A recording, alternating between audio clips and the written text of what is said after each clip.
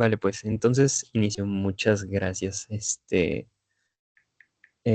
Podemos retomar donde, bueno, en el punto de la exposición que lo habíamos dejado la vez pasada, este, que era justamente cuando estaban ejecutando el plan tanto en el campo de batalla, donde ya se hace, digamos, de cierta manera, se actiza la voluntad de Zeus. Este, y esto me parece en específico interesante porque estaba leyendo el libro de Rudolf Otto, no, Walter Otto, que se llama Teofanía, donde decía que la relación, si encuentro las citas se las digo puntualmente, pero lo que yo rescato a manera de paráfrasis dice que la relación que tienen los griegos con sus dioses es una relación a través de los actos. Siempre hay alguien que pueda identificar o alguien que pueda interpretar los actos de los dioses, darles un sentido. Eh, Esto me parece muy significativo porque justamente lo que estamos leyendo son cantos y una forma en la que se expresa la divinidad, una forma en la que se testifica la divinidad es a través de las musas, de manera musical en un sentido originario de la palabra. Este, Me parece muy simbólico porque pues justamente en este libro de Teofanía de Walter Otto, habla de que tienen las musas para este intercambio entre los dioses y los humanos, una posición muy específica y especial entre eh, digamos, entre la cosmogonía griega. Y sí, es bastante simbólico cómo se actualiza en el campo de batalla en la voluntad de Zeus y cómo la terminan interpretando. Bueno, cómo la termina interpretando Homero, que lo está viendo ya todo como en términos de leyenda, en calidad de leyenda, en lo que trascendió a los tiempos y se mantuvo y se perpetuó durante una tradición más arraigada, ¿no? La tradición griega. Este, sí, lo que ahora podemos llamar griego. Eh, y bueno, con ese pequeño paréntesis podemos seguir. Eh, Iris, por un lado, no, ya pasamos lo de Iris, lo de la discusión de Poseidón, ya quedó agotada. Bueno, entonces Zeus le pide a los aqueos de la batalla para darle una ventaja momentánea a los troyanos, revigorizando a Héctor. Vamos a ver más adelante, ya casi al final de este canto, que tanto los troyanos y los aqueos en ese momento están teniendo una visión parcial del conflicto. Una visión, por ejemplo, a los aqueos piensan que están condenados a no librar el ataque de los troyanos. Y los troyanos están bendecidos para acabar con los aqueos primero. Esto está en la línea 700, la visión de cada uno que pone Homero, de cada pueblo viviendo este trágico evento. Todo se desencadena porque pues Apolo empieza a manera de halcón transfigurado, baja las montañas de Ida, donde localiza a Héctor, recuperándose y se acerca y habla con él. Este, no es la primera vez que los dioses entran al campo de batalla y menos transfigurados de una manera de cierta, pues, un poco mal, de cierta forma. Le indica sus intenciones y que se encuentra ahí para protegerle. Planean un contraataque hacia los aqueos con el apoyo de Apolo en el campo de batalla. Apolo revigoriza a Héctor, que se diga que también lo arma con la ejida de Zeus.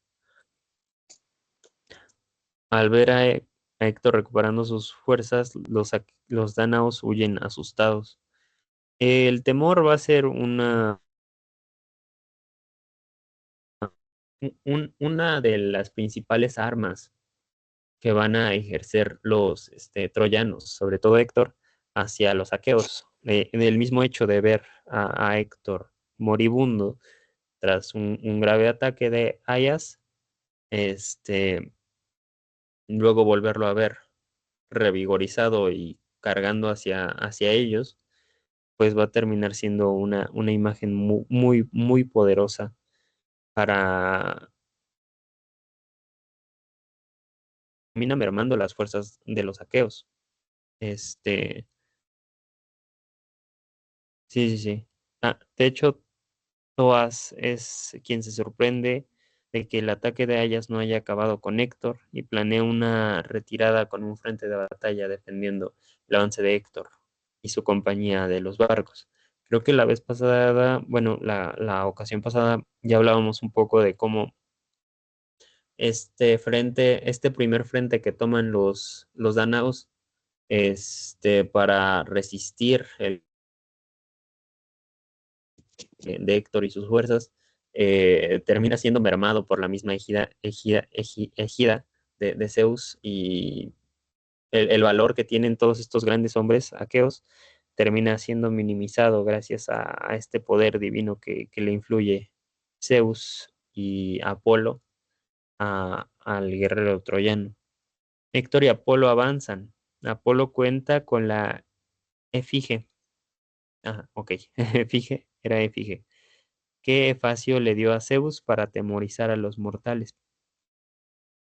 Eh,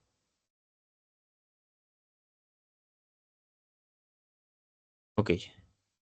De hecho, me gustaría que pudiéramos retomar los efectos que tiene la ejida de Apolo. No sé si tengan el texto a la mano. Si no, yo lo localizo rápidamente. Igual si lo tienen, me podrían apoyar bastante. ¿Qué Es número en es? la 320.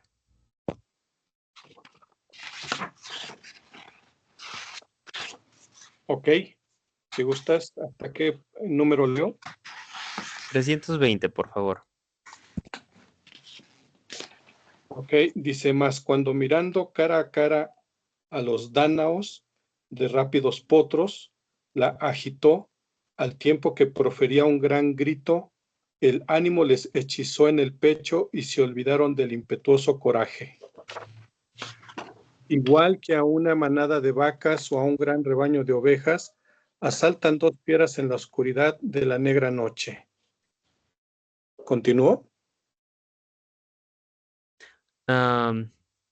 Sí, sí, sí.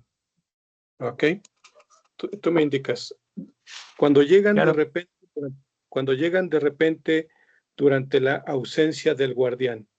Así se dieron a la fuga los aqueos sin coraje, pues Apolo les infundió pánico y dio la gloria a los troyanos y a Héctor.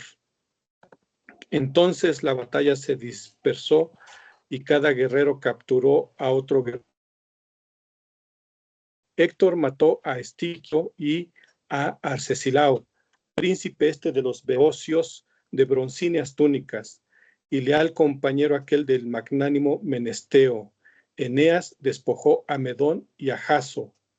El llamado Medón era hijo bastardo del divino Oileo y hermano de Ayante, pero habitaba en Fílaca, lejos de su patria, porque había matado a un hombre, a un hermano de su madrastra Eriópide, esposa de Oileo. Jaso, a su vez, era jefe de los atenienses y decíase ser hijo de Esfelo Pucólida. Polidamante capturó a Mesisteo, Polites a Equio en la vanguardia, y el divino Agénor capturó a Clonio. Paris acertó a Deico de Ioco detrás, en la zona más baja del hombro, fugitivo ante las líneas, y le hundió el bronce por completo.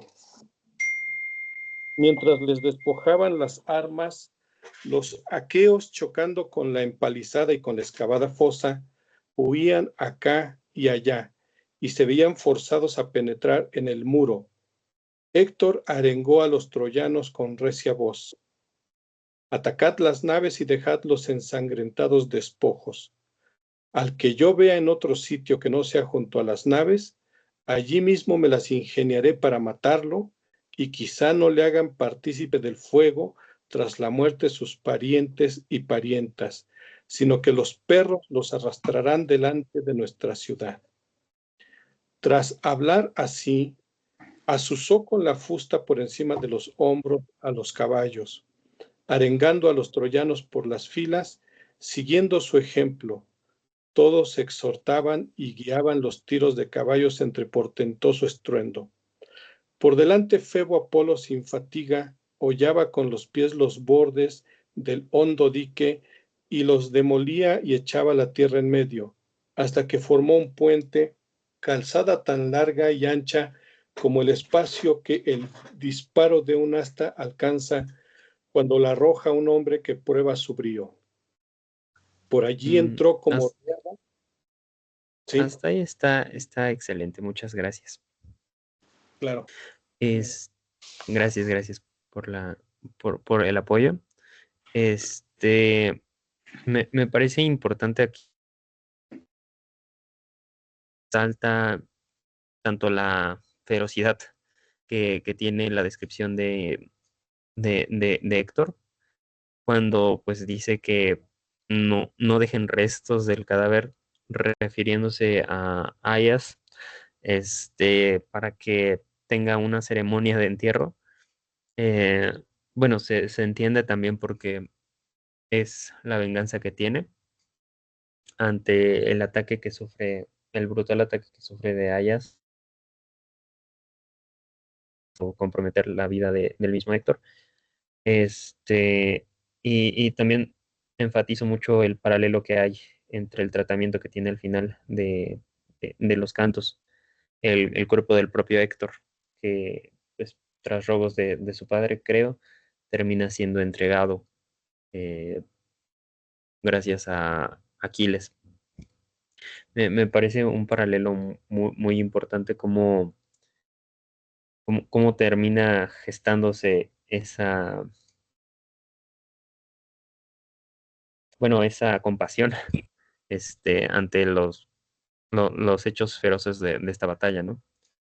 Eh, también hay un fragmento muy importante donde Néstor, tras ver todo el escenario, el grotesco escenario de los feroces troyanos, liderados por Apolo y bueno, también por Zeus y por Héctor, encarnando las fuerzas de estos dos, Néstor alza una oración a Zeus, no sean derrotados de esa manera por los troyanos. La respuesta de Zeus termina siendo vigorizante para la empresa troyana. Este, bueno, me gustaría aquí resaltar lo que les decía de lo que leía en Teofanía, este, de cómo terminan interpretando los designios divinos los propios creyentes, eh, digamos, del mundo griego, pero de los pueblos, en este caso, no tanto griegos, sino de los pueblos creyentes en Zeus, por ponerlo de alguna manera. Por el lado de los aqueos, el trueno de Zeus puede representar una respuesta del mismo dios, pero pues por parte de los troyanos termina siendo un hecho vigorizante que reafirma que ellos tienen a su favor a la deidad central, y pues que también termina definiendo todo lo que sucede en esta batalla.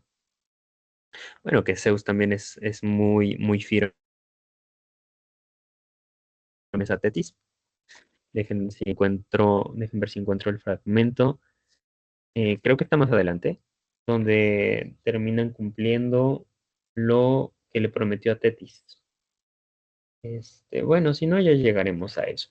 Continuando con la exposición, este, a ver, déjenme ver.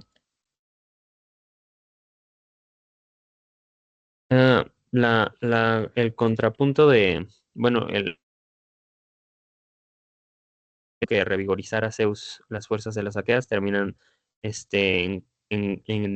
haciendo retroceder a los aqueos hasta el punto de que terminan otra vez en los barcos. para cumplir el designio divino, ¿no? Que es incendiar estos barcos. Aquí hay un hecho muy importante porque en el 390 hasta el 404 vemos cómo toda esta batalla llama la atención de Patroclo, y pues esto va a terminar siendo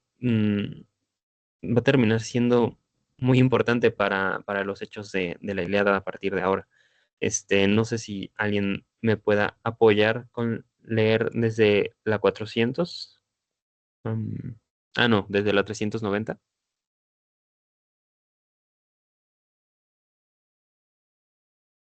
Ok, si quieres yo, Alan. Sí, muchas gracias, doctor. Vale, dice entonces. Patroclo, todo el tiempo que los aqueos y los troyanos lucharon por el muro fuera del recinto de las veloces naves, estuvo sentado en la tienda del cortés Eurípilo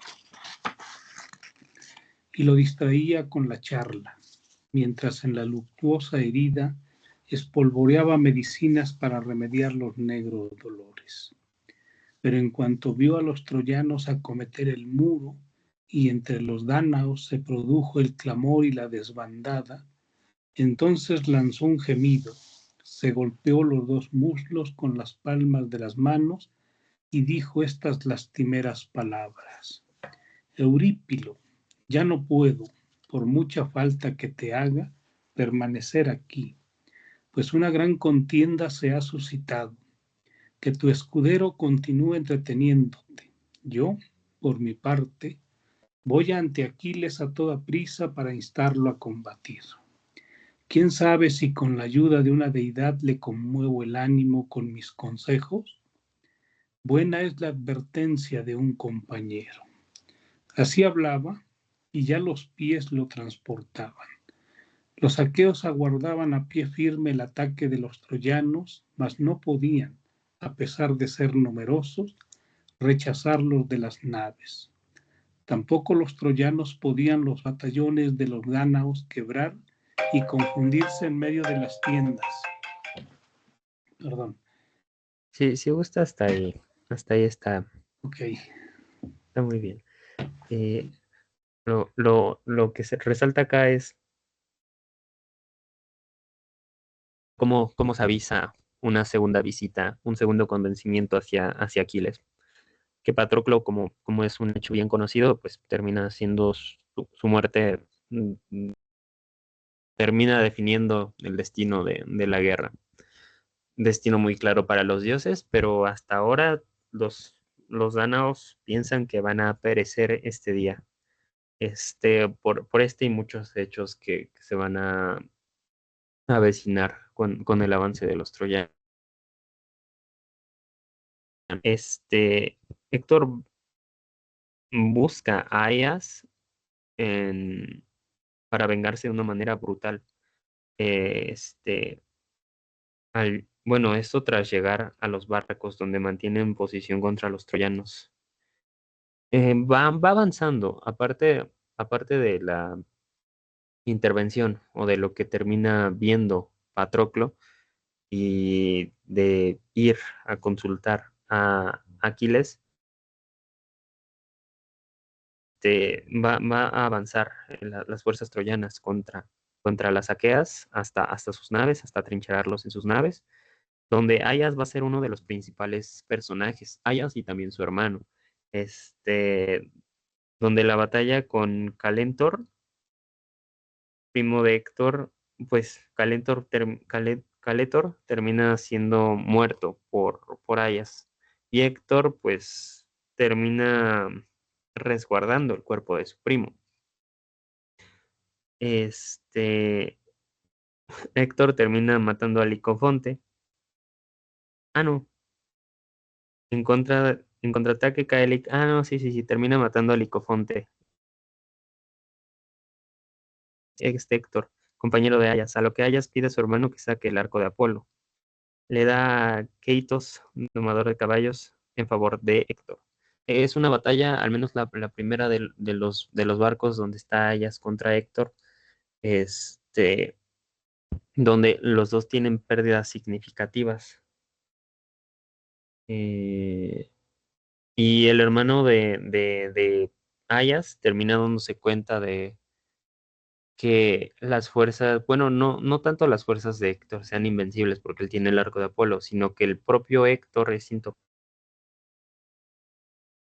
a los dioses, ya que su segundo objetivo de Teucros es justamente Héctor, pero falla reconociendo la influencia divina para proteger a Héctor. Lo que me llama la atención es que a pesar de esto, Aya se muestra en un temple invencible hasta cierto punto. De hecho, me parece muy significativo por cómo acaba el canto, que el canto acaba en una escena donde Aya se está defendiendo hasta el último momento, el avance pues, con el fuego, ya para prender, para encandilar todas las naves de los aqueos. Aya se muestra muy combativo, incluso en desventaja, incluso cuando ya es definitivo, al menos a simple vista, el triunfo de los troyanos. Me llama mucho la atención porque en sus discursos, en los discursos de Ayas, termina viéndose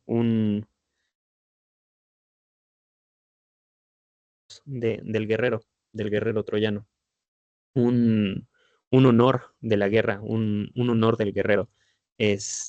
No sé si alguien me pueda apoyar con leer de la 496, a partir de ahí hasta la 513, porque es un discurso muy, muy significativo y termina viéndose como, a pesar de tener las fuerzas en contra, incluso de las fuerzas divinas, termina viéndose vergonzoso rendirse de una manera despavorida o entregarse al terror que están infundiendo los troyanos. Que creo que esto termina defendiendo este canto como un canto donde resalta la resistencia de los aqueos, a pesar de tener en su contra el propio destino. Y digamos, se va a terminar cumpliendo el destino de encandilar las naves, pero creo que lo memorable y lo que trasciende son los nombres que se mantuvieron firmes en esta historia, de los cuales pues su nombre terminó trascendiendo a la leyenda y al canto que estamos viendo. No sé si alguien me puede apoyar en la 496. A ver, 496. Sí, 496. Sí, por favor, doctor. Muchas gracias. Ok. Sí, dice, no es una ignominia para quien defiende la patria quedar muerto. Detrás la esposa y los hijos quedarán a salvo, y su casa y su patrimonio incólumes, si los aqueos se marchan con las naves a su tierra patria. Con estas palabras excitó la furia y el ánimo de cada uno. A su vez, allante el otro lado arengó a sus compañeros. Vergüenza, Argivos, ahora se decide si pereceremos o si nos salvaremos y rechazaremos de las naves las desgracias. Si Héctor, el de tremolante penacho, conquista las naves, si Héctor, el de tremolante penacho, conquista las naves, ¿esperáis poder llegar andando cada uno a vuestra tierra patria? ¿No habéis oído cómo instaba a todas sus huestes Héctor, que pretende a toda costa incendiar las naves? No los invita a ir a un coro de danza, sino a la lucha. Para nosotros no hay ningún plan ni proyecto mejor que este, trabar en el cuerpo a cuerpo nuestras manos y nuestra furia. Más vale perecer o ganar la vida de una sola vez que dejarnos exprimir más tiempo en la atroz lid de manera inútil ante hombres peores junto a las naves. Con estas palabras excitó la furia y el ánimo de cada uno. Entonces Héctor capturó a Esquedio, hijo de Perímedes. Hasta ahí está. Hasta, Hasta ahí está bien, Claro. doctor. Muchas gracias. Sí. Bueno, creo que queda claro. Sobre todo, bueno, en mi traducción, aparece de la siguiente manera. Cuando revigoriza a Yante, a sus hombres, dice, él, Héctor, él no nos está invitando a bailar, él los está invitando a la batalla. Me parece muy, muy interesante porque pues termina viéndose la seriedad y pues que terminan tomando hasta la última consecuencia, y así, totalmente, el destino que tienen por delante, ¿no? No es para que terminan corriendo despavoridos, no es para que terminen, deshonrando, su legado, ni para que lleguen ilesos tras el enfrentamiento con Héctor. Justamente es lo contrario. Y pues aquí termina revigorizándose la batalla de parte de los aqueos, justamente. Este, ajá, ajá. Luego tenemos la presentación al hijo de Néstor. Este, ya dentro de la batalla de las naves y de la defensa de las naves de los aqueos. También me parece muy interesante cómo se dirige hacia su hermano Allante, porque tras la negativa del ataque del arco de Apolo y tras la intervención de Zeus, este arco pues termina viéndose inutilizado. Eh, Sin embargo, Allante le dice a su hermano que puede tomar la lanza y seguir en la batalla. Me interesa mucho la insistencia en este punto, ¿no? En perseguir aún así la batalla. Ya saltándonos un poco a la 400, no, 546. A ver, déjenme ver. Mm, mm, mm. A ver. Ah, no, 546, sí. Ay, estoy un poco perdido. The ships.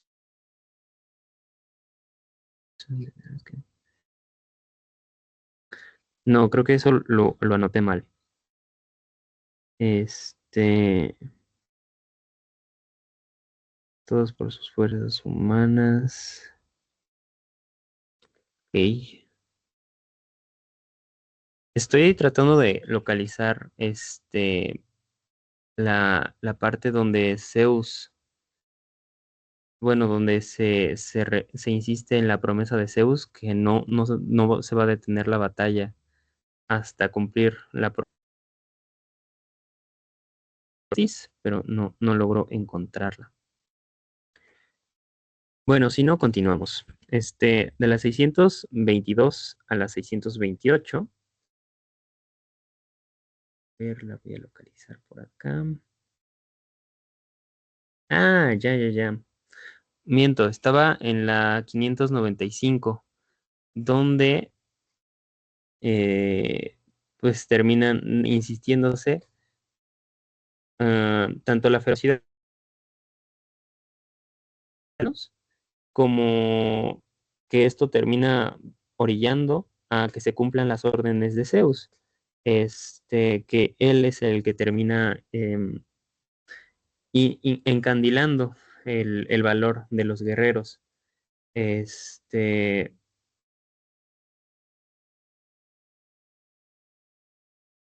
sí, donde termina viéndose sobrepasada la fuerza por otra inhumana, la fuerza humana de los aqueos por otra inhumana que es la de Héctor, para completar la oración que le hizo Tetis a Zeus. Este, sí, a ver, cerca de Héctor. Otra cosa. A ver, en la 657. Ay, no.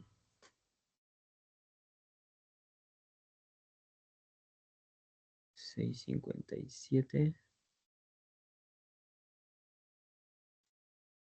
Tienen un segundo frente los aqueos, y ya es uno de sus últimos frentes, ya para defender las naves, donde este Allante libra una batalla contra las fuerzas de los troyanos y termina mitigándolas desde arriba.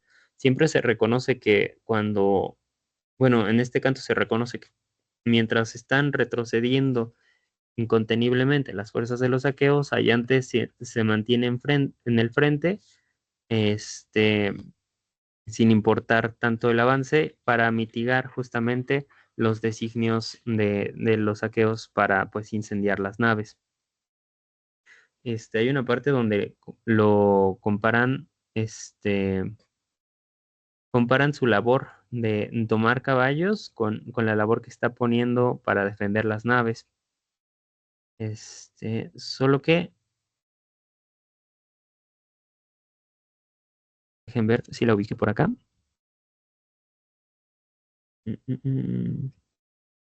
68.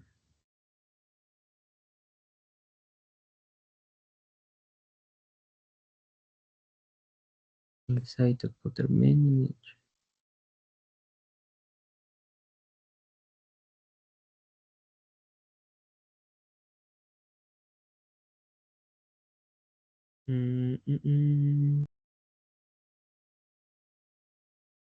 No, creo que en esta parte estoy un poquito más perdido, pero otra cosa que me gustaría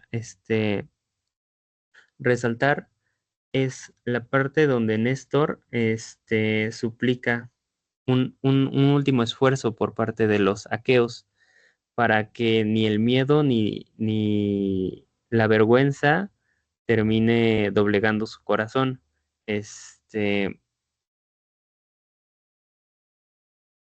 Para terminar, dándoles otro impulso, un último impulso ya en este último frente a los saqueos. Me llama mucho la atención en la línea 667, donde habla justamente de Atenea, donde Atenea libra de toda esta bruma y terror a los ojos de los aqueos.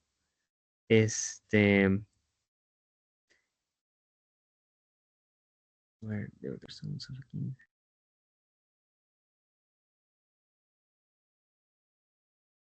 Ya encontré la línea que les decía. No sé si alguien me puede apoyar. 669 para ilustrar un poco el papel que va a tener Allante en este último frente. Y pues con eso, no, todavía falta un último discurso de Allante. Me gustaría rescatar ese último hecho de Allante en la batalla. Bueno, esa última descripción de Allante en las 679. Y también me gustaría rescatar el último discurso que tiene Allante. Pero no sé si alguien me puede apoyar en las 679. Ok, 679. con gusto. Sí, muchas gracias. Sí, dice, como cuando un hombre que monta con destreza a caballo y que cuando émbrida 4 caballos escogidos entre muchos, los lanza desde la llanura y los guía hacia la gran ciudad por la ruta más concurrida de personas, lo contemplan muchos hombres y mujeres, y él, con pie seguro y sin tropiezo, salta de uno a otro y cambia de grupa, mientras siguen volando. Así, Allante recorría muchas cubiertas de las veloces naves a grandes zancadas de acá para allá. Su voz llegaba al éter con sus espantables y persistentes gritos, ordenaba a los dánaos defender las naves y las tiendas. Tampoco Héctor aguardaba dentro del grueso de troyanos, portadores de sólidas corazas. Como la rutilante águila sobre la bandada de volátiles aves arremete, cuando picotean a orillas de un río, gansos o grullas o cisnes de luengos cuellos, Así Héctor fue derecho contra una nave de esmaltada proa, acometiendo de frente. Zeus le dio un empujón por detrás con su enorme mano e impulsó a su hueste junto a él. De nuevo se trabó una áspera batalla junto a las naves. Se diría que eran infatigables e inasequibles a las heridas unos y otros al encarar el combate. Con tal denuedo luchaban. Mientras se batían, estos eran sus pensamientos.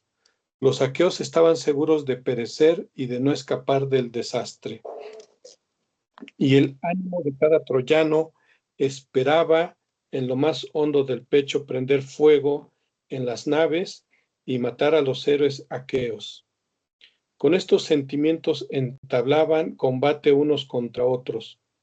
Héctor echó mano a la popa de una nave, surcadora del Ponto, bella, marinera, la que había transportado a Protesilao, a Troya, y que no lo llevó de regreso a su tierra patria.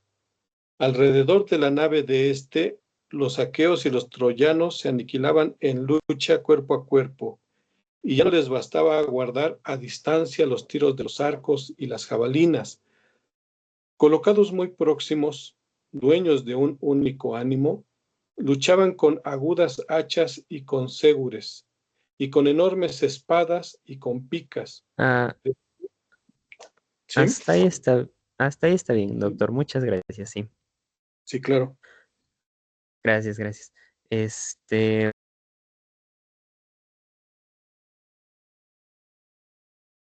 Una disculpa, se me apagó el micrófono. Aquí se rescatan dos puntos importantes y muy determinantes de este canto. Tanto la ferocidad, bueno, siento yo que el protagonismo también cae mucho en Aias en este canto. Bueno, diría que no, pero al menos en el campo de batalla. Porque tenemos la primera parte del canto, bueno, que así trate de dividir esta exposición, la primera parte del canto donde nos basamos más en el drama divino que está habiendo y en los problemas de cierta manera que están teniendo los dioses, sobre todo por el deshonor que trae el engaño de esta era para con Zeus. Y también vemos lo disconformes que están los dioses, los inmortales, con las acciones de Zeus. Sino, terminan teniendo un papel secundario para, para influir en las decisiones al final de cuentas del propio dios. Vemos cómo en este segundo momento termina aplicando su fuerza, termina imprimiendo su voluntad Zeus sobre Héctor, que es el que termina dirigiendo la voluntad de Zeus en este canto, pero pues sin embargo vemos como en un papel antagónico o protagónico, como quiera verse, porque vemos también que Homero aquí rescata las dos perspectivas en lo que acaba de leer el doctor Manzano. Vemos cómo se rescatan las dos perspectivas, ¿no? Tanto la perspectiva aquea como la perspectiva troyana de este conflicto. Por eso digo que el protagonismo y el antagonismo puede estar un poco desdibujado. Está presente, pero pues no podemos designarlo en alguno de los dos bandos. Sin embargo, pues ahí está el contraste presente. Y vemos como una parte, un representante de este contraste termina siendo Allante. Como a pesar, ya para las 727, a pesar de no poder seguir defendiendo incansablemente el punto donde estaba al verse rebasado por los troyanos, pues viéndose, mm, termina viéndose orillado a aceptar que puede morir ahí, sin embargo puede seguir defendiéndolo. Y me agrada mucho cómo acaba el canto, ya con este último discurso de Allante. No sé si podamos leerlo. Está en la 733. Nada más hasta donde acaba el discurso, por favor, que es en la 740 cuando acaba, creo. Sí, si gustas yo lo hago, Alan. Sí, muchas gracias. Dice, amigos, héroes dánaos, escuderos de Ares. Sed hombres, amigos, y recordad vuestro impetuoso coraje. ¿Es que creemos que hay otros defensores detrás o un muro mejor que proteja a los hombres del estrago? No estamos cerca de ninguna ciudad provista de murallas donde refugiarnos con un pueblo que nos procure la revancha, sino en el llano de los troyanos, portadores de sólidas corazas, acampados lejos de la tierra patria y sin más apoyo que el mar. La salvación está en las manos, no en el abandono de la lucha.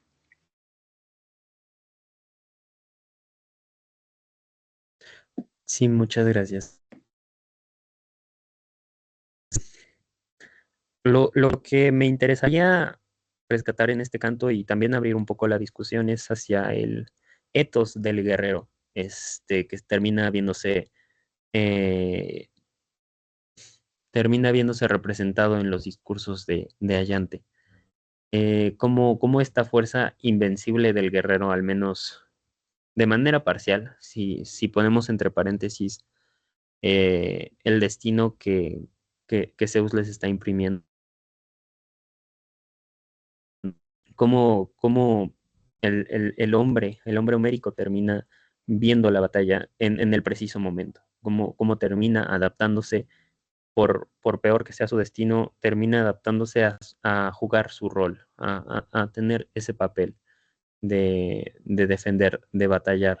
Cuando dice no nos está invitando a bailar, sino nos está invitando a pelear, creo que es muy simbólico cómo terminan viéndose orillados. Vimos en otros cantos que también fue posible que muchos, incluso el propio Agamenón, viérase orillado a huir de la batalla o a tener esta necesidad al verse rebasado por los troyanos, huir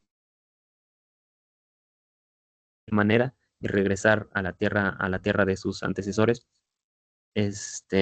Cómo termina viéndose convencido, creo que es por Néstor, a ya no hacerlo y revigorizar su rol, reposicionar y reafirmar su rol como, ¿cómo se decía? Como aristócrata, cómo termina viéndose representado y al insistir en la batalla y cómo en este último momento del canto decimoquinto, también termina viéndose instigados las fuerzas aqueas a seguir en la batalla. Digamos que esto al final les termina rindiendo frutos de cierta manera, pero en este punto ellos no lo saben. Sin embargo, siguen peleando y siguen, porque saben que al final de cuentas va a trascender su legado y su acción. Quiero cerrar con esta última reflexión y también dejar abierto el diálogo. Este, me recuerda mucho a cómo vive el hombre homérico, según lo identifica Walter Otto en Teofanía, que vive para trascender su vida a través del canto, a través de la labor rapsódica, a través de las leyendas. Y yo siento que aquí se está perpetuando mucho esto, o sea, estos personajes están viviendo para que su vida se prolongue a través de los cantos. Y creo que Homero lo está logrando en este caso, en el caso particular de Allante, al perpetuar su nombre, y su acción y sus palabras a través de este canto decimoquinto. Pero bueno, con esto me gustaría cerrar. El canto cierra en la escena donde Allante está defendiendo las naves del fuego troyano, de la voluntad, yo diría, de Zeus. Y me parece como un cierre muy interesante. Pero pues también me gustaría abrir el diálogo, eh, bueno, de una forma más participativa entre todos.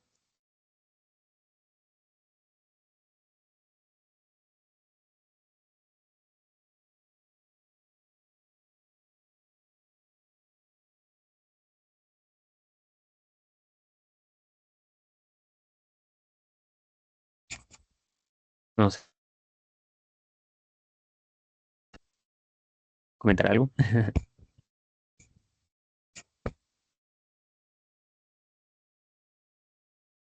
Sí, claro, Alan. Muchas gracias por la exposición. Has seguido como los puntos fundamentales, ¿no?, del canto, y eso permite que tematicemos pues muchos aspectos que son significativos durante el desarrollo del mismo. A mí me gustaría ensayar un poco una interpretación a partir de las diversas figuras divinas que participan o que se hacen patentes en el canto. Ya en la sesión anterior veíamos cómo en su momento aparece, en este caso Zeus, por supuesto, ¿no?, trazando ya el plan respecto a la posibilidad del triunfo de los griegos o de los aqueos, pero siempre y cuando primero haya un fuerte ataque por parte de los troyanos para cumplir con la promesa que le había hecho a Tetis, la madre de Aquiles. Pero en este caso lo que vemos es que hay un momento en que entra en una especie de disputa Poseidón con Zeus. Y ahí aparece la figura de Temis, ¿no?, como alguien que de pronto, cuando es convocada la asamblea de los olímpicos por parte de Hera, una vez que ha recibido el plan de Zeus, y me quedé pensando precisamente en la sesión anterior y en la semana respecto al papel que desempeña. ¿Por qué razón? Porque según Hesíodo, Temis es la segunda esposa de Zeus, y de acuerdo a lo que se le atribuía en función de ser la segunda esposa de Zeus, pero incluso antes de que sucediera eso, Temis personifica, por un lado, el orden cósmico, por otro lado, personifica la justicia natural y la ley eterna. Al menos son tres aspectos sumamente fundamentales. Y por eso es como interesante, porque aparece precisamente en este canto, ¿no? Y luego establece una relación, por un lado, con Zeus y, por supuesto, por el otro lado, con Poseidón. ¿Por qué razón o por qué digo esto? Porque ciertamente lo que vemos es que Zeus tiene un cierto grado de interferencia respecto al destino de los seres humanos. E incluso Poseidón en algún momento, ¿no?, le señala que tienen el mismo estatus. Es decir, que Poseidón no es, por supuesto, ¿no?, un dios inferior respecto a los poderes de Zeus. Entonces vemos como tres niveles de divinidad, o es un poco la interpretación que quiero ensayar. ¿Por qué razón? Porque por un lado está Temis, que es el orden cósmico, la justicia natural y la ley eterna. Y Zeus no puede nada contra ella. De hecho, la toma por esposa, ¿no?, y como segunda esposa, y a partir de ahí nacen, entre otros, o entre otras diosas, las Horas, la Eumonía, la Dike, ¿no?, y toda una serie de diosas que tienen que ver, por un lado, con el orden natural, pero por el otro lado, sin duda alguna, ¿no?, con el orden humano. ¿En qué sentido? En el sentido de que las Moiras son hijas de Zeus y de Temis. Entonces vemos que por un lado Zeus sí ciertamente es el padre de los dioses, pero Poseidón le recuerda con mucha claridad de que es el padre de ciertos dioses. O sea, de que él está en un estatus de igualdad. De hecho, dice, en la repartición de los diversos segmentos de la totalidad, ¿no?, resulta que a cada uno de los dioses les ha tocado una parte, pero la tierra sigue siendo algo común. Es decir, todos podemos intervenir de una u otra manera en el desenvolvimiento de la vida de los seres humanos, porque ciertamente viven en la tierra. Entonces, yo alcanzo a percibir como tres niveles de divinidad. Por un lado está Temis, ¿no? En el sentido de ser el orden cósmico, la justicia natural, la ley eterna, con la cual Zeus no puede meterse. O sea, no puede alterar eso porque eso implicaría de alguna forma trastocar el propio orden natural. Por el otro lado tenemos como otro nivel, ¿no?, de divinidades en donde está Poseidón, en donde está Zeus, en donde está Hades, ¿no?, que tienen de alguna forma el mismo estatus. Y por el otro lado tenemos a hijos de Zeus que, dice Poseidón, con ellos que utilice toda su palabrería y sus amenazas y que quiera decir lo que quiera, pero que se percate, ¿no?, que de alguna manera no todos estamos en la misma condición respecto a su poder.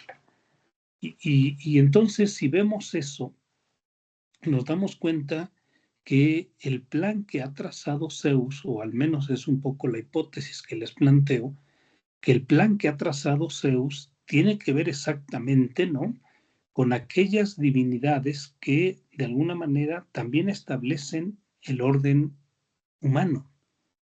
¿Por qué razón? Porque al interior de esto se empieza a gestar exactamente ya la cuestión de la muerte de Patroclo.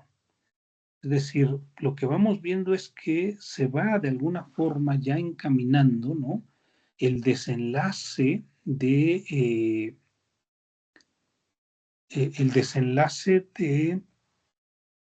la vida, del papel que van desempeñando cada uno de los héroes. Y en este caso vemos cómo Patroclo de alguna manera también ya tiene su signo. Es decir, si nosotros tomamos en cuenta el papel que desempeñan las Moiras, ¿no?, o sea, Cloto, Láquesis y Átropo, pues nos damos cuenta que eran precisamente las que de alguna forma daban el hilo de la vida, ¿no? Daban la temporalidad a la cual cada uno de los seres humanos tenía destino o tenía, por supuesto, marcado como algo, como un signo. Entonces, en ese sentido, nos damos cuenta cómo esto se empieza a aproximar ya a su final, porque cada uno de los acontecimientos que nos comentaba Alan y que por supuesto están en el canto, van de alguna manera, ¿no?, dando lugar a que se vaya, por supuesto, llegando ya a, por un lado, lo que va a significar la muerte de Patroclo, ¿no?, por el otro lado, lo que va a significar el retorno de Aquiles a la batalla y por lo tanto la muerte de Héctor. Es decir, como si las Moiras, ¿no?, en función precisamente de ese orden humano o de la incidencia que tienen en el orden humano, al final fueran de alguna forma ya consumando. De hecho, en el canto lo dice con mucha prudencia Homero, lo dice con mucha claridad también, de que el plan está trazado y luego vamos viendo cómo en el caso de Patroclo, ¿no?, cuando decide de alguna manera retornar, o más bien sí retornar a la batalla con las armas de Aquiles, Homero lo señala con mucha claridad. O sea, no sabía que al pedir clemencia, que al pedir que le permitieran ir a la batalla, en realidad estaba buscando su muerte. En realidad lo único que estaba haciendo era confirmar, ¿no?, su signo, en virtud precisamente de que en la medida en que retornara al combate sin la presencia de Aquiles, iba a morir. Entonces, a mí me resulta muy interesante eso porque vemos como los niveles de divinidad y al mismo tiempo vemos la influencia que esos niveles de divinidad tienen con respecto al ser humano. Es un poco lo que quería poner sobre la mesa. No sé si se puede comentar algo sobre eso o sobre cualquier otra temática, sin problema.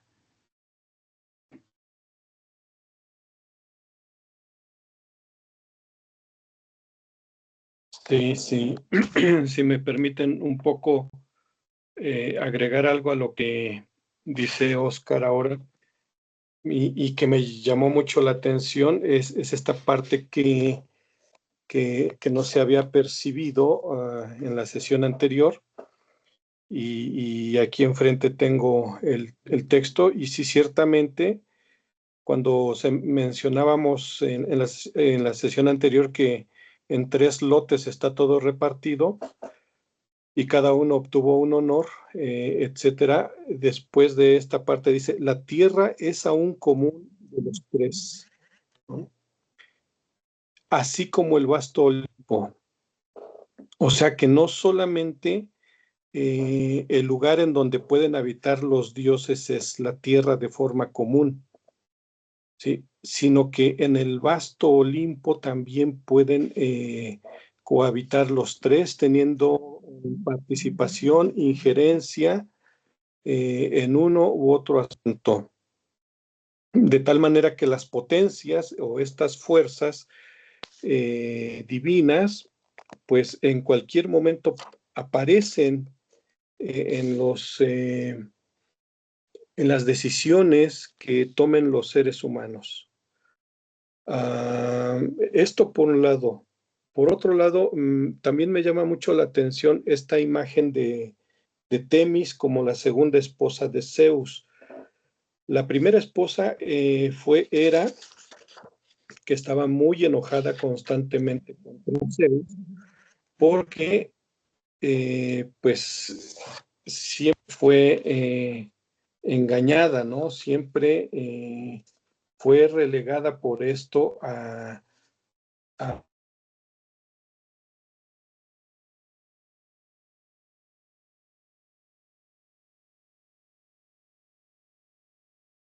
Bueno, Perdimos pero ¿sí me tu escuchan? audio, sí, sí, ya nuevamente. Ok, sí, gracias. Bien, entonces la reina Hera le disgustaba, a la reina Hera le disgustaba ser la esposa de Zeus, porque él pues siempre andaba buscando otras mujeres, ya sea mortales o divinas, ¿no? Y entonces los hijos que tiene con Temis pasan a ser parte de, digámoslo así, utilizando una imagen legal hoy en día, que si hay hijos fuera del primer matrimonio, pues necesariamente van a tener que ser reconocidos legalmente en el momento en que se haga un acta para determinar qué le toca a cada quien. Por lo tanto, las moiras, las horas y todas las demás son legalmente hijas de estos dioses. Esto implica que la mirada, la mirada, vamos a decir así, la mirada fenomenológica de la realidad implica que no solamente podemos ver a Hera, sino que ahora la mirada se amplía para integrar en el campo de visión a esas otras diosas, y que pasan a ser parte ontológica, pasan a ser una estructura ontológica de las determinaciones, de las estructuras ontológicas del hombre eh, y que están en juego para tomar decisiones, ¿sí? Por parte de los hombres. Entonces, en otros términos, podríamos decir que lo ilegal, o sea, los hijos de Zeus y Temis, influyen en la vida ordinaria, ¿sí? De tal manera que las moiras, bueno, pues adquieren una preponderancia en la vida cotidiana, en la vida ordinaria, y bueno, la guerra no tiene nada de ordinario, pero se ve más allí. Eh, y por eso se vuelve esto que yo menciono como lo ilegal, o los hijos del segundo matrimonio, se vuelven más relevantes. Dicho de otra manera, se vuelve más espantoso el que las moiras hagan presencia para determinar el cauce de la existencia. y esto es lo que vemos aquí y que de cierta manera en este texto que nos compartió Noé de Kadere, de Ismail Kadare, pues se menciona al final, ¿no? Que pues la herencia que Homero nos deja es una herencia bastante lúcida para ser estudiada, para ver si de pronto así podemos comprender un poco la dinámica de la guerra y avergonzarnos un poco de esto. ¿Por qué? Porque hemos dejado de ver estos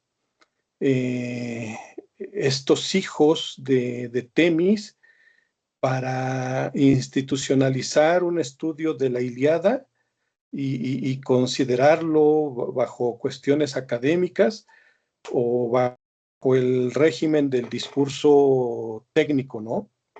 Y eso impide que veamos lo que dice Ismail Kadare, veamos que no veamos el espanto, los sueños y todos los estados afectivos por los que atraviesan los héroes, los guerreros, etcétera, y que a final de cuentas hace que la Ilíada, igual la Odisea y muchas otras obras de esta época, pues sigan siendo vigentes porque nos lanzan al estudio, vamos a decir así, poético, ¿no?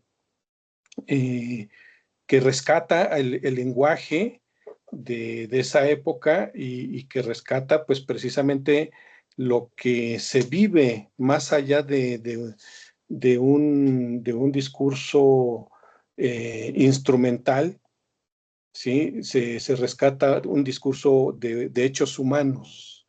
Y eso es lo que me parece rescatable de todo esto que acaba de comentar Alan ahora y lo que comentó Oscar. Allí le dejo. Gracias.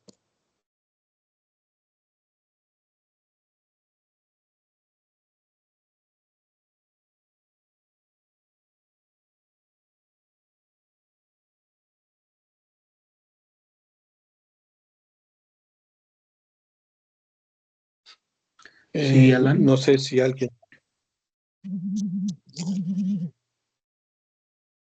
O Noé o David.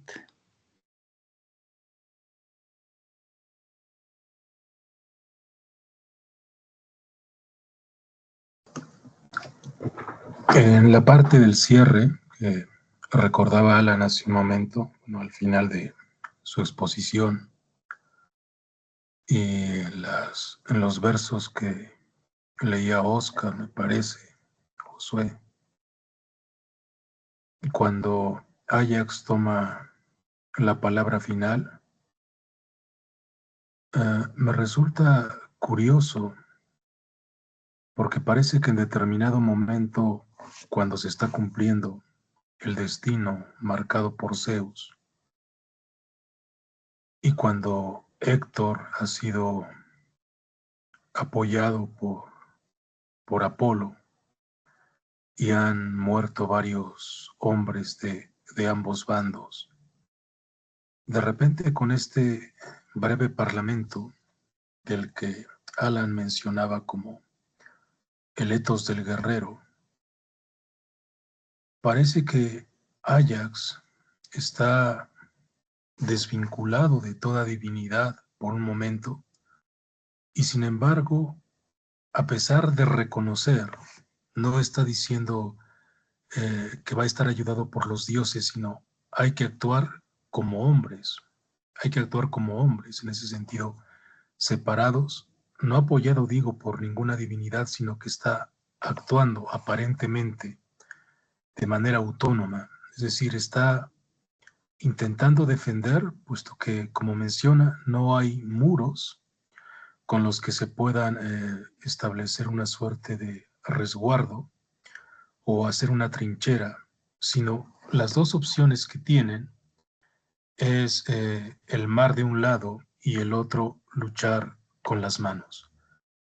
pero el mismo Ajax señala que eh, el hacerse a la mar no es opción en ese sentido, sino lo único que tienen que hacer o la única opción que les queda es luchar contra Héctor y sus secuaces. Entonces parece que allí Ajax, con ese etos del guerrero que menciona Alan, está señalando el papel de lo humano, no apoyado de ninguna manera por la divinidad y sin embargo llevando el combate hasta sus últimas consecuencias, es decir, la lucha, por recordar las palabras de Blanco, su última conferencia, la lucha del héroe con el destino. Es, bueno, es algo que no sé si pueda servir para ir tirando un poco el hilo y tratar de conectar pues este puente de este libro Canto 15, que une el 14 con el 16 y que va a estar remarcando pues la intervención de Patroclo y el regreso al combate de Aquiles. Bueno, eso, a ver si sirve de algo.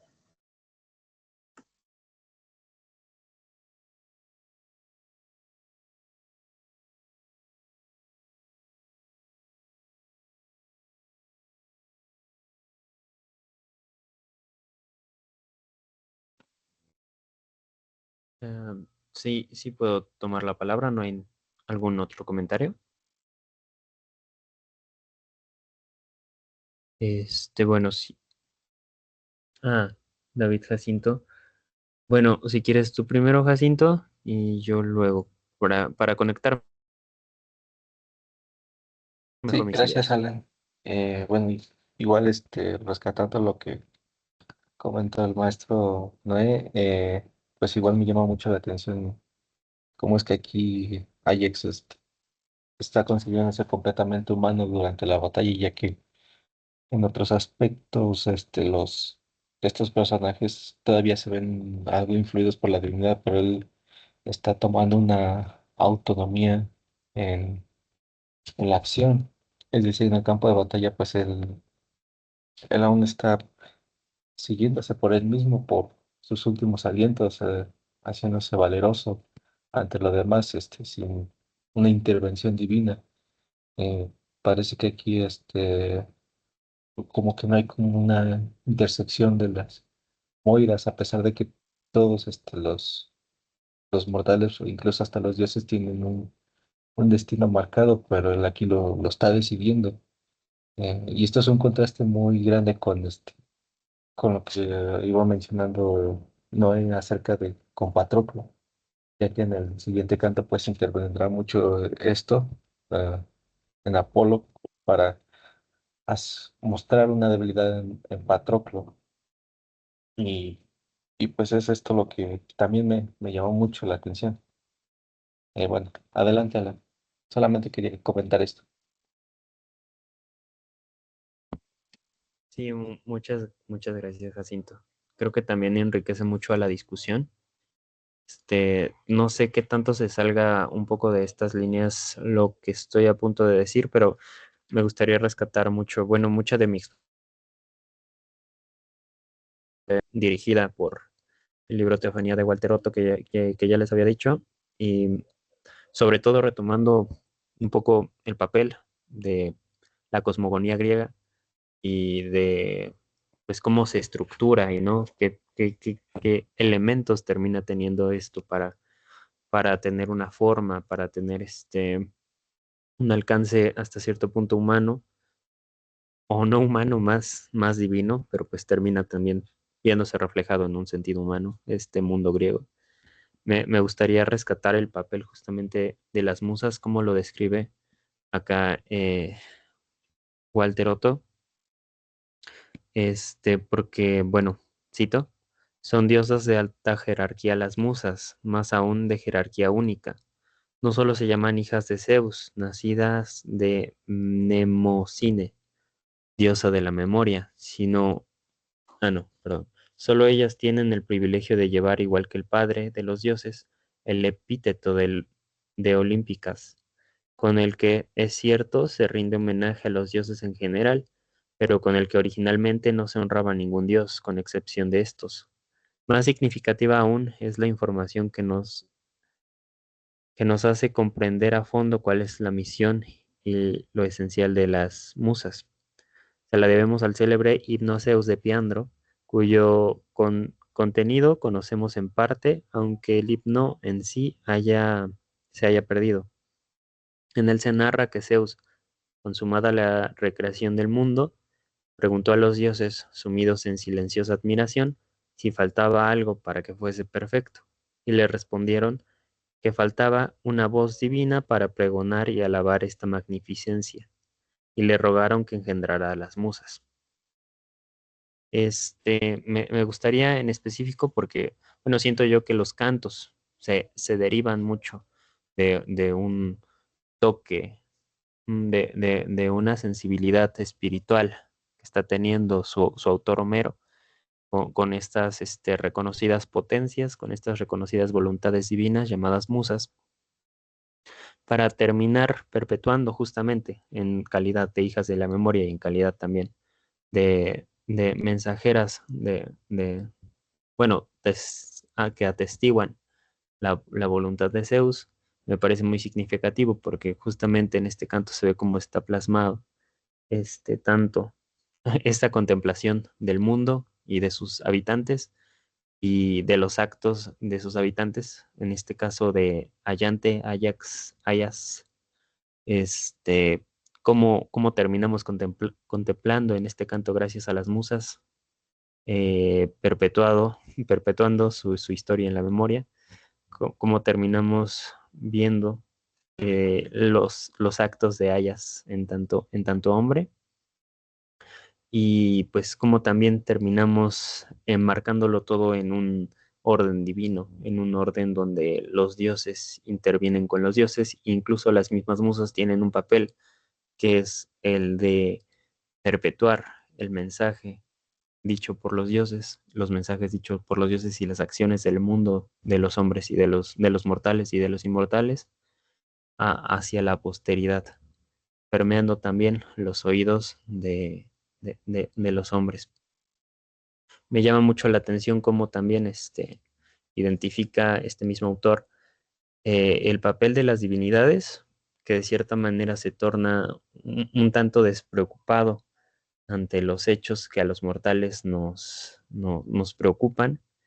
Este, pero creo que sobre todo en este último canto, espero no estarme desviando un poco del tema.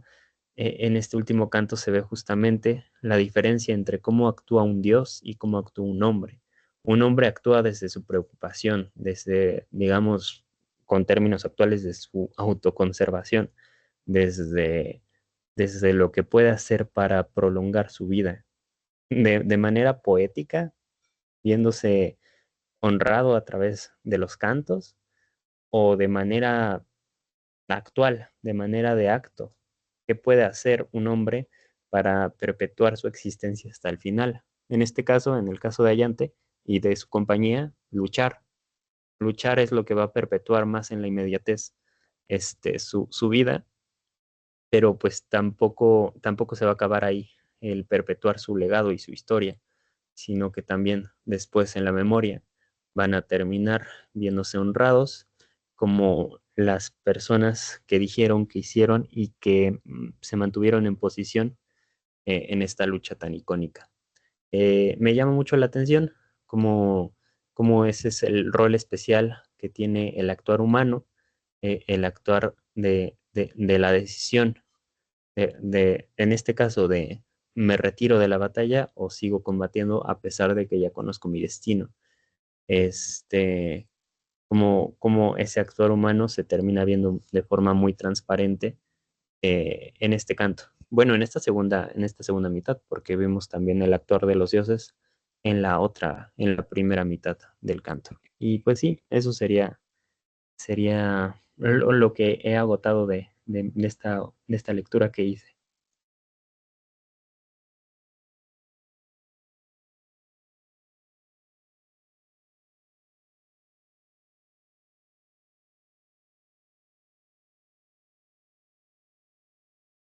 Sí, Sí. sí, Adelante, Josué.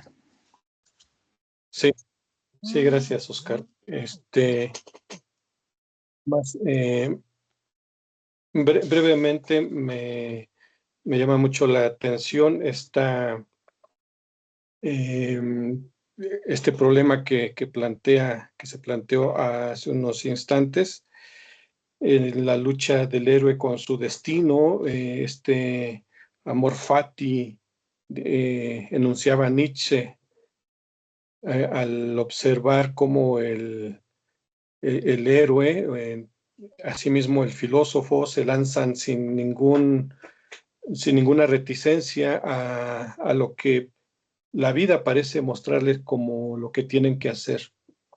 Es decir, el ser y el deber ser se unen, eh, lanzando al héroe hacia la muerte, insisto, sin reticencias y no hay, la evasión del destino no es la solución del problema, ¿sí? Sino el problema se termina en cuanto el héroe afirma y se hace consciente de que la salvación está en en las manos, es decir, en seguir utilizándolas, en seguir peleando hasta el final, no en el abandono de la lucha, dice esta parte que rememoraba Noé.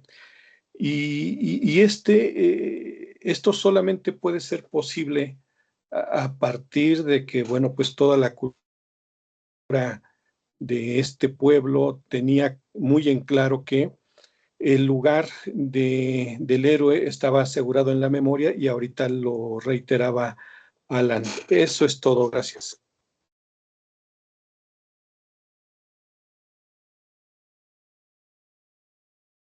Sí, no obstante, sería interesante pues plantearnos la interrogante respecto a si el etos heroico homérico puede pensarse fuera de los márgenes de su relación con la divinidad, porque lo que vemos a lo largo del canto decimoquinto, del decimocuarto, ¿no? Decimotercero, es que Zeus está de alguna forma efectuando el plan a partir del cual va a tratar de hacer padecer a los aqueos o de hacer padecer a los aqueos la ofensa que han cometido contra Aquiles.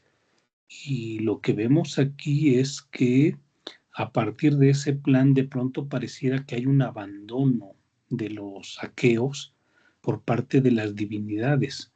Recordemos que una de las cosas que ha planteado en su momento Zeus es que ningún dios debe intervenir en su plan y que si Hera, si Atenea, si Poseidón o cualquier otro dios se atrevían a apoyar a los aqueos, entonces pagarían, ¿no?, muy cara su intervención. Pero, es decir, el hecho de que en algún momento los héroes griegos sean abandonados por los dioses, sean como de alguna forma dejados a su suerte, no significa necesariamente que podamos pensar al etos heroico como ajeno a la divinidad. Yo creo que más bien es al contrario. Es decir, solo en la medida en que los dioses intervienen a favor de uno u otro de los héroes, es cuando se consuma la imagen del etos heroico. Y esto tiene que ver, me parece que por un lado, ¿no?, con una cuestión eminentemente política. ¿Por qué razón? Porque recordemos que todos los reyes micénicos se justifican en su condición de reyes a partir de su linaje. Es decir, todos ellos al final siempre remiten a que son o hijos o nietos o bisnietos o tataranietos de alguna divinidad. Es decir, el poder se fundamenta en la sangre divina que corre por sus venas. Entonces, en ese sentido, el héroe no puede de alguna forma desligarse de ese vínculo con la divinidad, a pesar de que en determinados momentos sea abandonado por esa divinidad, sea como dejado a su suerte. Porque si no fuese así, cualquiera de los miembros del ejército por los cuales no corre sangre divina, pero que serían destacados en el combate, podrían ser héroes. Y aquí lo que vemos es que no sucede eso. O sea, si nosotros rastreamos el linaje de todos y cada uno de las grandes figuras de la Ilíada, todos en mayor o menor medida tienen sangre divina. Algunos incluso en una relación directa, padre e hijo. Ares con Sarpedón, ¿no? Aquiles con Tetis, o sea, lo que vemos es que es un elemento fundamental. Ciertamente, ¿no? Cuando los dioses en su determinación deciden más o menos como abandonar a los seres humanos a su suerte, ¿no? Es cuando parece ser que el último elemento o el último recurso que se tiene, pues es ya la condición de humano como un hombre dispuesto a morir por su patria. Como alguien que dice, bueno, es que sabemos, y es un poco lo que ahora estoy, por ejemplo, rastreando a partir de la tesis de García Calvo de la estupidez de la guerra, ¿no? Porque ciertamente, o sea, en el momento en que eres derrotado en la guerra, se aniquila todo. O sea, en la Ilíada no vamos a encontrar las últimas imágenes de la destrucción de Troya. Va a estar en la Odisea, va a estar en otros textos, pero la destrucción es total. O sea, destruir la ciudad, arrasar la ciudad, arrasar con los seres humanos, arrasar con las mujeres, arrasar con los tesoros y destruir toda construcción arquitectónica. Por eso en la despedida, ¿no? de Héctor y de Andrómaca, ¿no? Es muy claro, o sea, si tú mueres en el campo de batalla que eres el bastión, inevitablemente vamos a ser reducidos a esclavos, a tu hijo lo van a matar tal como sucedió y la ciudad va a ser destruida. O sea, no hay alternativa. No se puede pensar en otra cosa que en la victoria o en la derrota.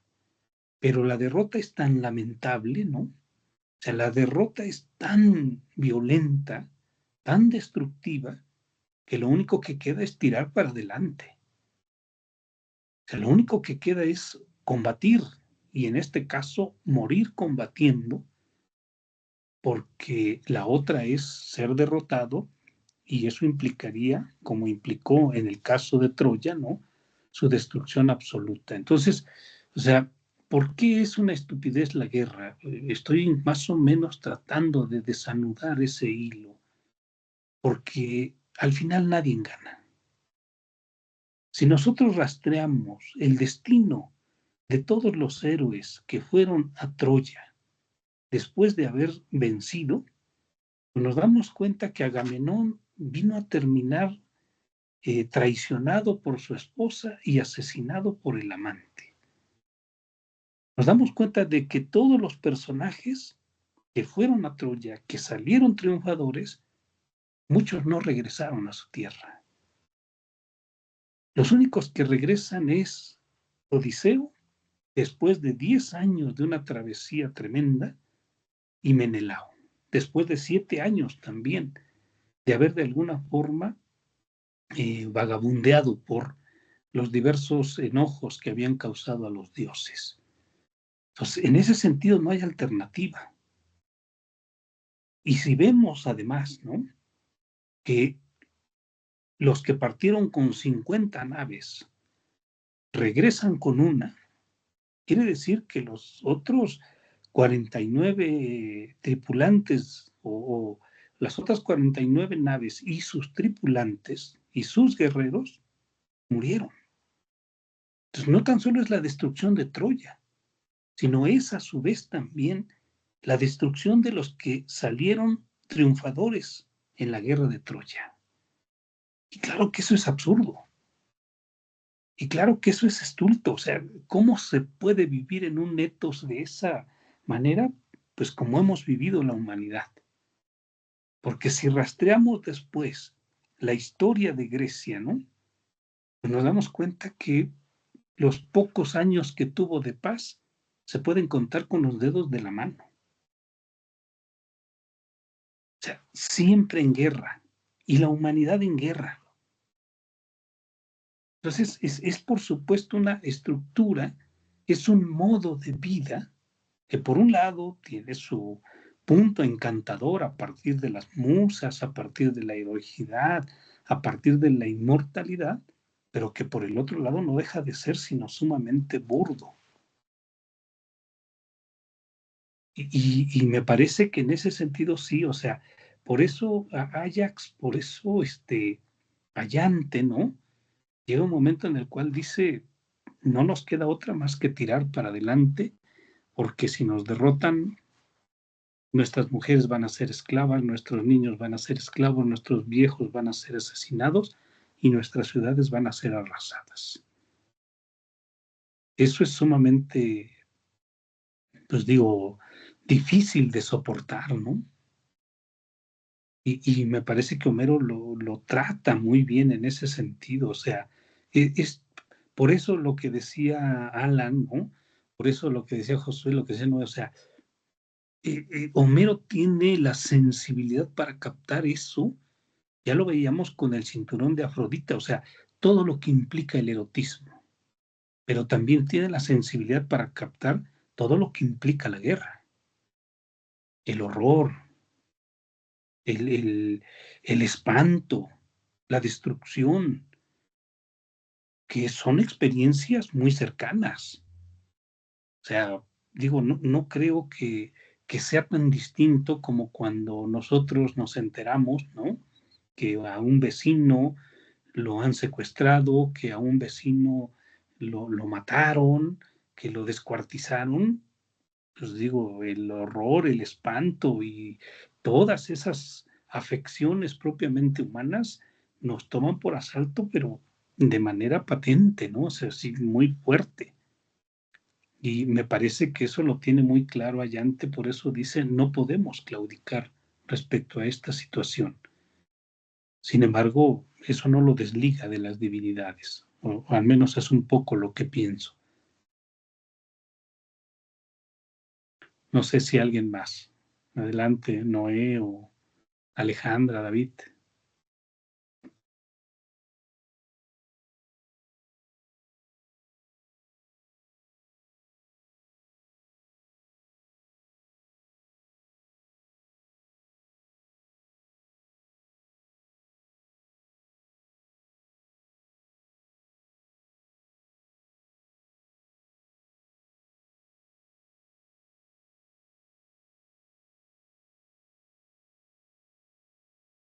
Sí, adelante, Alan. De hecho, tú tienes ahorita la coordinación de la sesión. Ah, sí, sí, sí, cierto. Este, sí, me parece muy interesante y muy brutal hasta cierto punto ponerlo en perspectiva. Este, mm, bueno, el ejercicio que hace de poner el destino de todos estos guerreros en perspectiva con lo que están haciendo ahora, eh, me parece muy interesante por lo fructífero que podemos rescatar o el aprendizaje que podemos rescatar de cualquier enfrentamiento bélico. Termina siendo destructivo para los dos lados. Sin embargo, hay una historia y hay una leyenda que se termina contando, que es la leyenda que beneficia a los que vencieron. Este, en la versión que estoy leyendo hay un pequeño prólogo de Richmond Latimore, de justamente este papel que tiene, ¿no? De que la leyenda la contaron aquellos que vencieron. Pudo ser una historia con un desenlace distinto, donde los troyanos hubieran repuntado y pues eso hubiera cambiado totalmente el curso de cómo se cuentan los hechos. y cómo lo terminan replicando a tiempos como le llegó a Homero y cómo lo termina interpretando el propio Homero. Este, pero bueno, fuera de eso, me parece muy significativo cómo estas, estas historias célebres, estas últimas palabras célebres de los guerreros o estas acciones de los guerreros viéndose atormentados por el campo de batalla. Y bueno, también si existe la posibilidad de que estén dando su vida por algo más grande, que yo creo que es una posibilidad muy tangible y lo que hemos visto a través de los cantos y a través de la, la estructura homérica, tanto de creencias como de antropológico que nos da, pues son hombres permeados por la divinidad, viviendo dentro de un esquema divino mítico de los hechos humanos. Me parece interesante cómo esto termina trascendiendo a otras latitudes e incluso cómo se mantiene presente hoy. Este, bueno, hace poco tuve, no sé si diría que es una oportunidad grata, la verdad, pero pues tuve una oportunidad de visitar uno de los cementerios militares principales de nuestro vecino del norte, famoso porque, vaya, tienen una cultura bélica muy arraigada y son kilómetros, al menos 5 a la redonda, donde uno ve muchas lápidas de militares. Uno que otro retirado, uno que otro, este, digamos, que murió por la edad, pero pues es un número gigantesco. eh, el número de pérdidas humanas que terminan habiendo en conflictos así. Y lo del etos del guerrero lo rescato justo aquí porque es como de qué es lo que termina moviendo, qué es lo que termina justificando tanto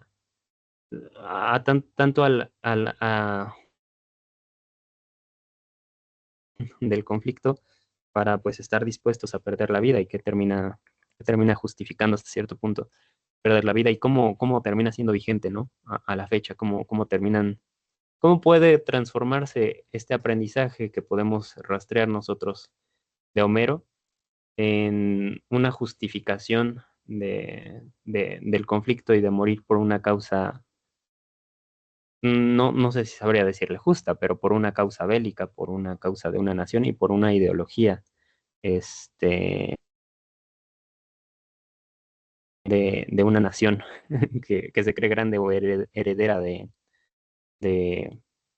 pues incluso del legado de Occidente, ¿no? Heredera de los griegos, porque también me imagino mucho los relieves que tienen los estadounidenses más significativos para su nacionalismo. Muchos son imitaciones de la arquitectura griega.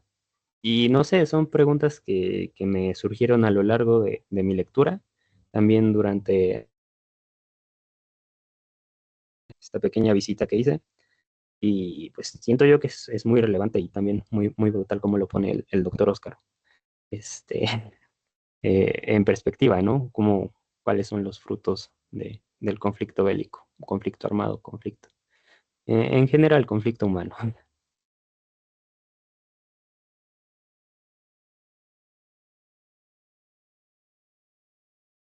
Parece que Alejandra había levantado la mano. Adelante, Ale. Hola, doctores, ¿me escuchan? Sí, bien. Perfecto. Pues de acuerdo igual a lo que dice Alan, se me hace igual un punto importante porque pues toda la Ilíada pues hablamos de guerra, ¿no? O sea, el 80% siempre se menciona la guerra. Y pues eso de esa nacionalidad o esa forma de decir es mi patria, es mi país, pues es por lo que vivo, por lo que lucho. Siento que eso siempre ha sido parte desde que nosotros mantuvimos conciencia de lo que fuimos, porque eso también nos hace tener una identidad, eso también nos hace decir que pertenecemos a algo y buscamos ese algo por un propio bienestar. Entonces no es algo como que extraño, ¿no? Desde siempre hemos vivido por medio de guerras. Tal vez esa sea la propia naturaleza del ser humano, tal vez no lo sea, pero mientras averiguamos si lo es o no lo es, sigue pasando, sigue estando vigente el hecho de matar a otras personas por proteger a nuestra propia nación, ¿no? Entonces, yo siento eso, y eso también se ve mucho en los problemas de postraumáticos de soldados que fueron a la guerra. Apenas estaba viendo este, una película que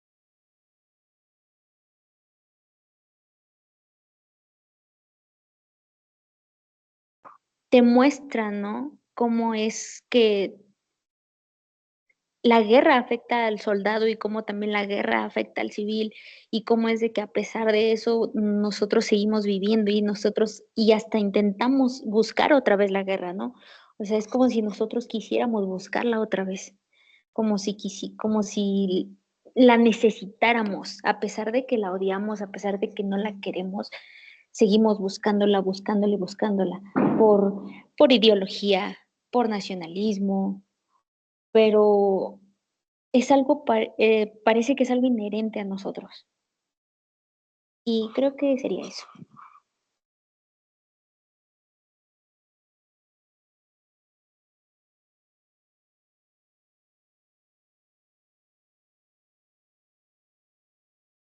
Adelante, Alan.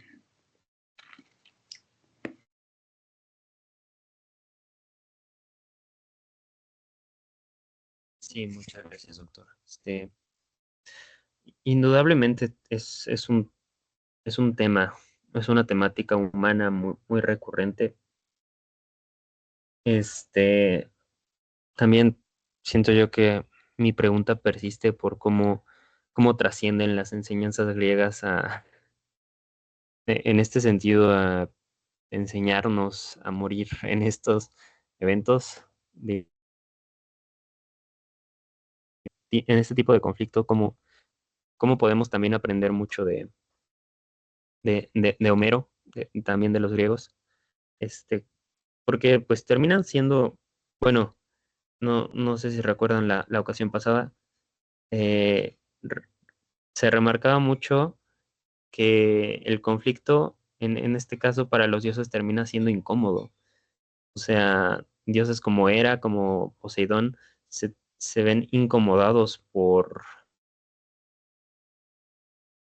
el tratamiento que están teniendo los aqueos, por cómo están diezmando las fuerzas aqueas, como hay de cierta manera una injusticia en el enfrentamiento.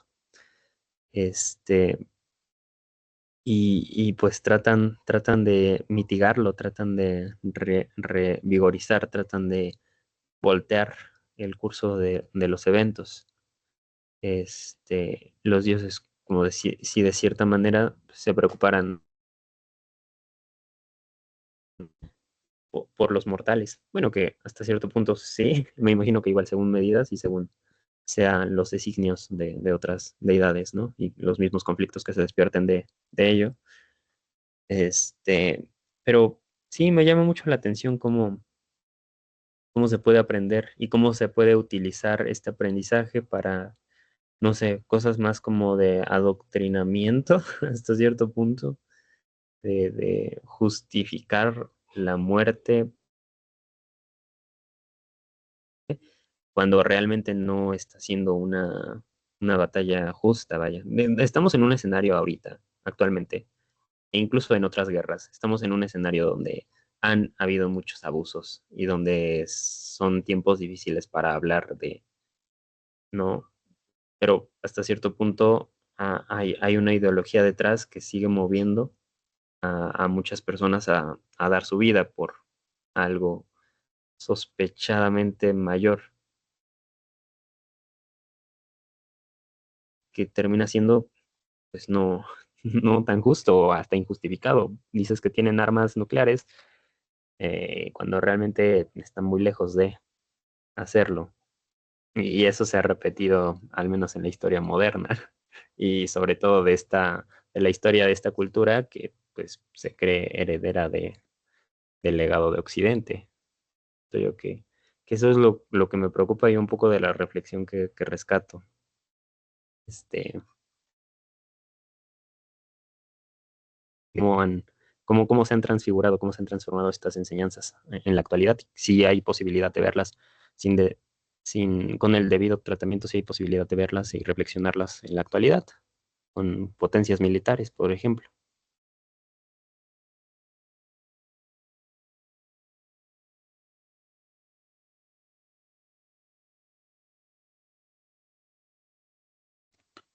Sí, claro, es muy interesante en ese sentido, porque ahorita que comentaban Ale, que comentaba Alan, ¿no? Se me viene a la memoria algo que en su momento nos compartía Noé respecto a la lectura que hace Antonio Lastra de la primera palabra de la Ilíada, ¿no?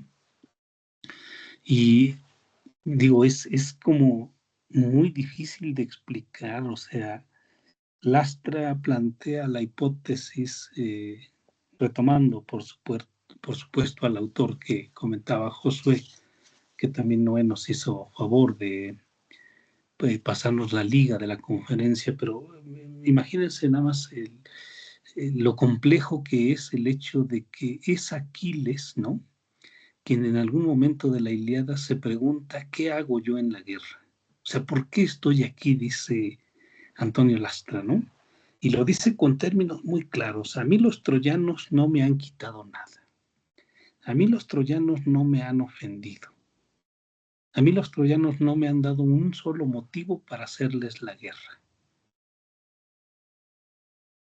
O sea, y vine a esta guerra, ¿no? Siguiendo a Agamenón, que me convencieron en algún momento de participar en esta guerra, he sido deshonrado. O sea, es el momento en el cual Aquiles se hace muy claramente consciente, ¿no? De la absurdidad de la guerra. Pero si luego vemos cuando retorna al combate, ¿no? Sobre todo esa imagen tan fuerte, tan violenta, cuando incluso tiene que combatir contra el río, porque el río se molesta por la matanza tan grande que ha hecho Aquiles en sus aguas.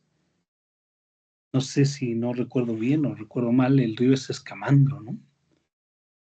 Cantos más adelante, en donde es tan brutal Aquiles, mata a tantos, que incluso interfiere en el curso del río por tantos muertos que han caído, tantos hombres que han caído bajo su furia. O sea, ¿cómo pasamos de esa cosa a la otra, no? O sea, ¿cómo es posible que en algún momento sintamos incluso empatía por el enemigo, porque en realidad no es enemigo, y en otro momento sea tan brutal que esté dispuesto a sacrificar a 12 de los mejores jóvenes troyanos en la tumba de Patroclo?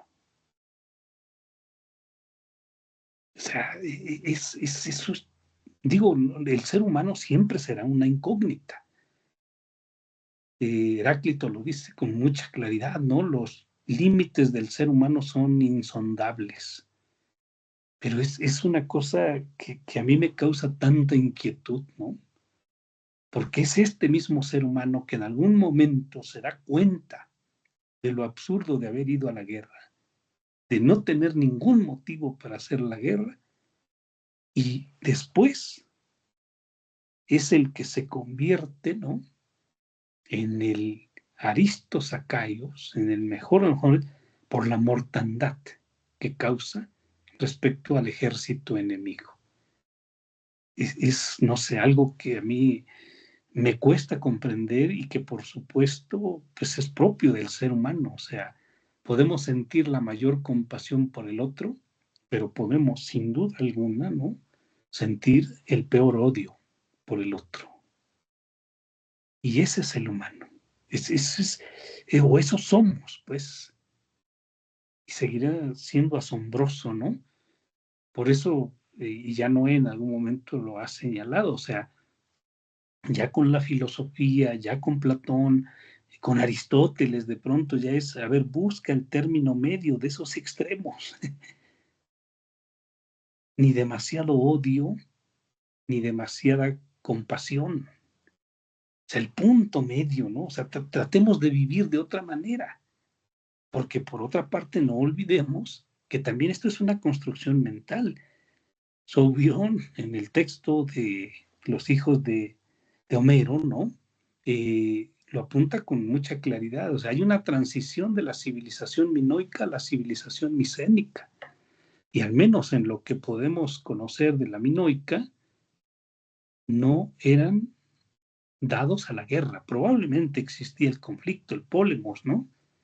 Pero la guerra no era el elemento fundamental de su organización social.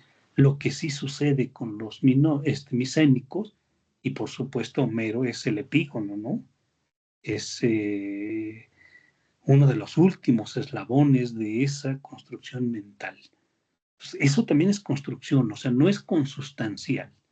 Es una manera de ver la vida, de ver el orden de la totalidad en función de una construcción espiritual.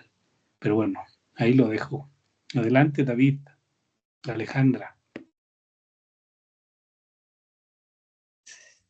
Sí, bueno, creo que primero estaba Alejandra. Ya si gustan, cerramos con sus comentarios. Podemos dejar una pequeña discusión antes del canto para la próxima sesión. Sí, sí, sí, sí. Yo solo quería comentar algo rápido acerca de la justicia, ¿no? Bueno, no sé, tal vez me equivoque, pero a lo largo también de la Ilíada podemos observar de que a pesar de que se llega a hablar de justicia, pues realmente la justicia son unos miligramos, pero solamente de mención, porque cuántas vidas se han perdido, cuándo o en qué momento nos ponemos en el lado de la persona que fue asesinada y en ese momento, ¿cómo podemos llamar eso justicia, no? Cada persona habla de la justicia de acuerdo en donde está parado, pero olvida también la otra parte, ¿no? Y pues el otro comentario que es igual respecto a la guerra, la prefiero dejar en la siguiente sesión.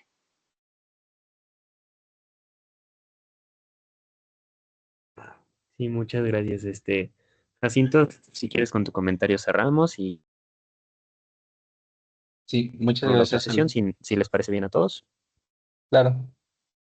Bueno, solamente pues que Homero pues aquí lo detalla muy bien, justo como has mencionado, como mencionado también Oscar, lo que aquí radica en la Ilíada pues son meramente las pasiones o estos sentimientos que se van dando a través de estos personajes, ¿no?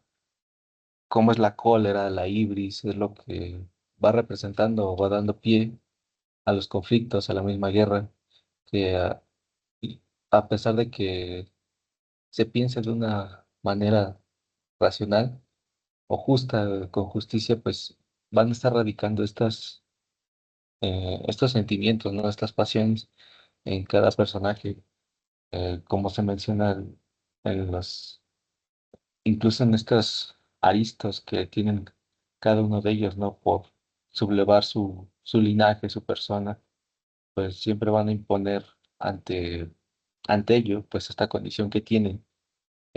¿Por qué? Porque pues un humano va a estar, ahora sí, por decirlo, condenado por su emoción, por su sentir. Y esto es lo que traerá severas consecuencias, ¿no? Eh, por eso, pues aquí yo quisiera incluso hasta preguntar cuándo ha habido una guerra justa sin que se involucre una venganza, un sentimiento o incluso mm, hablando de una manera objetiva, siempre como que radicara este punto y es lo que pues nada más quería comentar ya para ir cerrando. Gracias.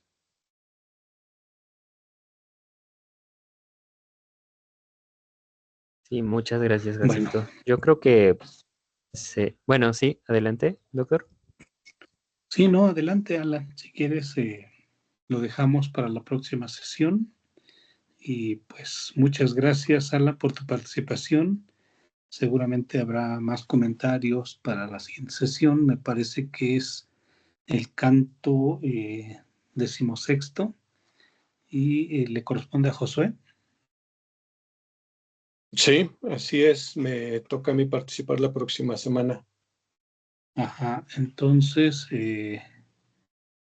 pues nos estamos viendo el próximo día martes, nos estamos escuchando y ya ahí nos ponemos de acuerdo sobre las siguientes sesiones, si las tendríamos o sería regresando hasta agosto. Vale, Sí, muchas buena gracias. tarde. Vale, buena tarde a todos, cuídense mucho. Sí, gracias por la escucha, las participaciones. Nos vemos. Hasta luego. Adiós. Gracias, Sí, hasta hasta luego. luego.